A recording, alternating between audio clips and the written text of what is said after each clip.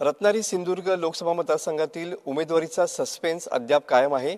जे मोठे पक्ष आहेत त्यांनी आपला उमेदवार अद्याप जाहीर केलेला नसला तरी पण रत्नागिरी सिंधुदुर्ग लोकसभा मतदारसंघामध्ये आता रंगत वाढणार आहे।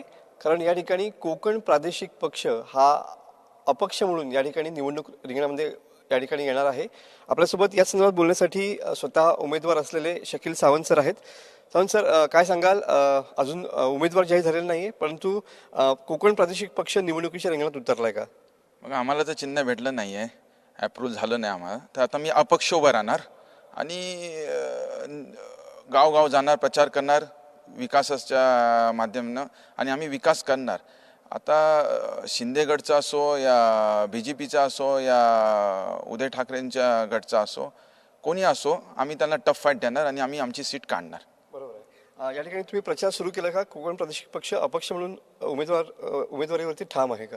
काय तुम्ही अजूनही पालकत्वाची वाट पाहताय? 95,000पेक्षा अधिकच्या कुटुंबाचे आयुष्य आनंदाने भरले आहे। आजच कॉल करा आणि मिळवा फर्टिलिटी ट्रीटमेंटवर सूट आणि सर्वांना द्या आनंदाची बातमी। हो, आम्ही अपक्ष म्हणून उभा राहणार, ठाम आहे आणि आम्ही गावगाव प्रचार करतोय। आतापर्यंत मी 70 गाव केले आहेत आणि ह्याच्या पुढे अजून जोरात प्रचार करणार आम्ही।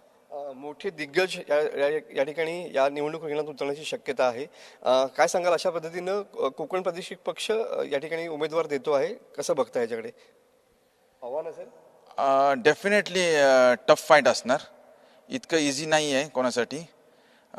मी गावगाव फिरतोय आणि लोकांना बदलाव पाहिजे आणि डेफिनेटली लोक बदलाव करतील ह्यावेळी सिंधुदुर्ग रत्नागिरीसाठी। तुमचा नेमका अजेंडा काय असणार आहे? विकास। 75 वर्षात जे विकास नाही झाला ते 5 वर्षात मी विकास करून दाखवणार। नक्कीच। या ठिकाणी कोकण प्रादेशिक पक्षाचे शकील सावंत हे निवडणुकीच्या रिंगणामध्ये उतरलेले पाहायला मिळत आहेत। त्यांनी आपला प्रचार देखील सुरू केलेला पाहायला मिळतोय आणि आपण या मतदारसंघातून अपक्ष उमेदवार म्हणून या ठिकाणी उभे राहणार आणि जे मोठे पक्ष आहेत त्यांना नक्कीच आपण या ठिकाणी टफ फाईट देऊ असा विश्वास शकील सावंत यांनी व्यक्त केलेला पाहायला मिळतोय।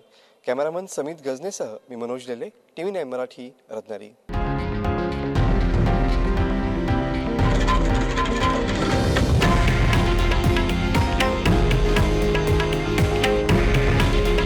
हे आहे देशातील नंबर 1 न्यूज नेटवर्क आणि आपण पाहत आहात TV9 मराठी। काळजी तुमची, हित महाराष्ट्राचं।